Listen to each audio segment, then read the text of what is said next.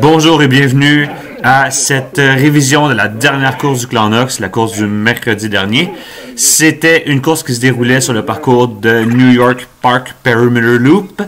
Et en gros, la stratégie de cette course-là, c'est survivre premièrement au départ et survivre aux 3 boss. Il était possible de partir en échappée un peu plus tard dans la course, mais on va voir, ça va être une tâche très compliquée à effectuer. Donc, ça part vite, c'est sûr, mais ça part pas si vite que ça. Pourquoi? Parce que dans vraiment pas longtemps, on va avoir la première difficulté qu'on va franchir 3 fois au total et on va se permettre de couvrir ces 3 difficultés-là. On vient de sauter à la première montée, parce qu'on fait 3 tours, dans le fond, on va faire 3 fois cette montée-là et on va les comparer les unes avec les autres pour savoir quoi faire puis quoi ne pas faire dans une montée. En gros, présentement, je suis en train de regarder alentour de moi, qu'est-ce qui se passe. Je regarde pas assez loin en avant. Je suis 84e roue. Maintenant, on peut voir que je monte un peu. 70, c'est pas clair. On aimerait ça être dans les 30 premiers quand on rentre dans une difficulté comme celle-ci. Une difficulté quand même assez longue cette fois-ci. C'est 70 secondes en moyenne la montée ici si on punch à la puissance des B, des frontrunners dans les B. Donc, oui, je pousse, mais on peut voir que ça se détache en avant. C'est difficile. Je pousse pas assez. Et là, je suis en train de le réaliser. Il faut que je couvre le gap. Il faut que je rejoigne le petit groupe qui est en train de se former à l'avant. Puis dans ce petit groupe-là, on ne le réalise pas parce qu'on est trop loin, mais il y a 2 bulles qui sont en train de se faire. Là, je suis dans la deuxième, mais il y en a une autre en avant avec des gens qui se regardent. Donc, on franchit le top. J'arrête de pousser aussi fort. Et le résultat que ça va donner, c'est qu'il va y avoir 2 groupes distincts. Même 3, je dirais. Moi, je suis dans le deuxième. Puis le troisième est en arrière, il essaie de nous rattraper lui aussi. Le deuxième, évidemment, est très étiré. Puis le premier, les gens se regardent en avant, on peut voir que c'est vraiment une toute petite bulle.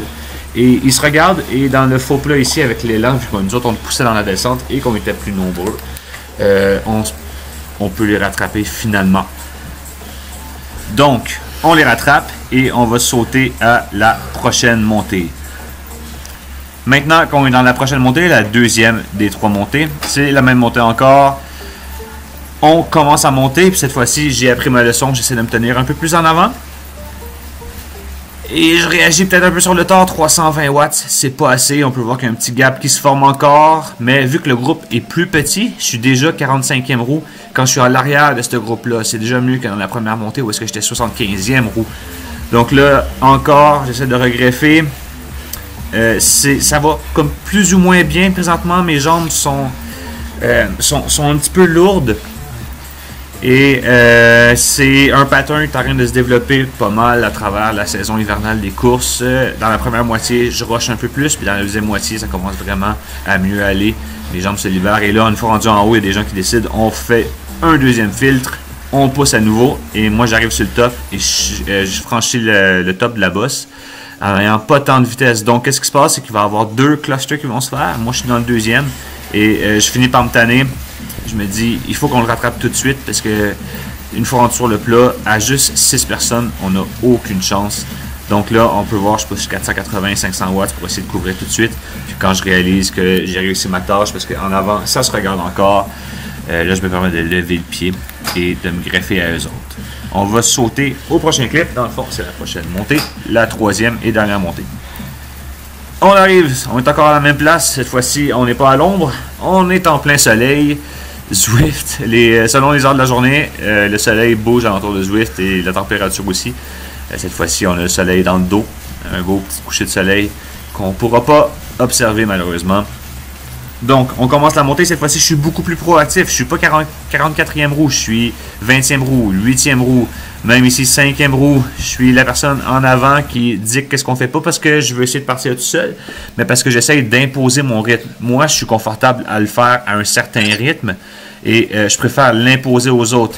Je ne tire pas vraiment le peloton dans une montée comme ça. C'est plus une imposition de rythme, chose qui me convient très bien. Si tu tires sur un plat, si tu es en avant sur un plat ou dans une descente, tu tires le peloton. Mais dans une montée, c'est plus une imposition de rythme.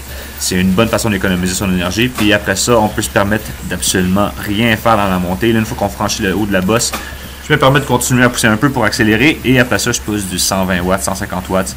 On le voit assez bien dans l'infographie en bas de l'écran. j'ai baissé ma puissance tout de suite dans la descente.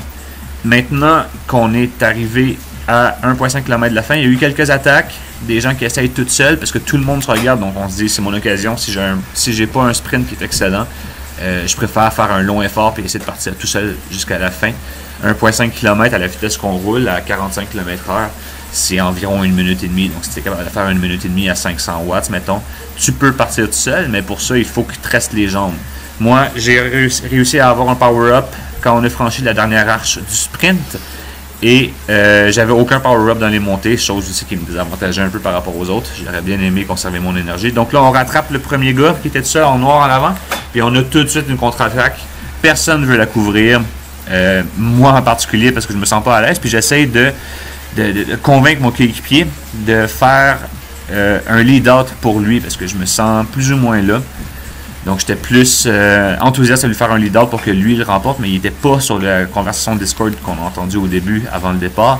Et je ne réussis pas à voir son profil pour voir ses BPM. J'essaie de trouver son profil pour trouver ses BPM, voir s'il était confortable, ou s'il était en économie d'énergie, ou s'il était complètement en train de se faire défoncer, puis il était en train d'essayer de récupérer du gros effort qu'on a fait. Mais je ne réussis pas à le trouver.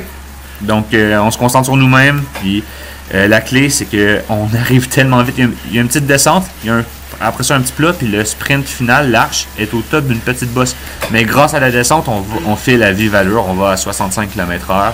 Et ça fait que le temps avant le sprint est beaucoup plus réduit. Et je déclenche mon sprint dans l'allée des power-ups. Après avoir déclenché le mien, bien sûr, je serai à dépasser quelques personnes. Mais au moins, je ne me suis pas trop tard cette fois-ci. Il n'y a pas eu de gap énorme à récupérer, à recouvrir. Donc, je me suis permis de finir avec les premiers. J'ai fini 7e au final dans cette course-là. C'est mieux que la semaine passée. La semaine passée, j'ai encore réagi trop tard. C'est quelque chose que je travaille depuis le début de la saison, réussir à accepter de pousser fort les pédales avant le sprint. C'est quelque chose qui n'est pas facile à accepter. Maintenant, on peut regarder quelques clips de la fin. Moi, je suis plutôt satisfait de ma course et surtout comment j'ai géré le dernier tour principalement. Je me suis permis d'économiser de l'énergie là où il fallait. Puis je me suis permis aussi de imposer mon rythme dans la montée ou de participer à les positions de rythme pour être sûr que moi, le rythme auquel on monte la bosse me convient.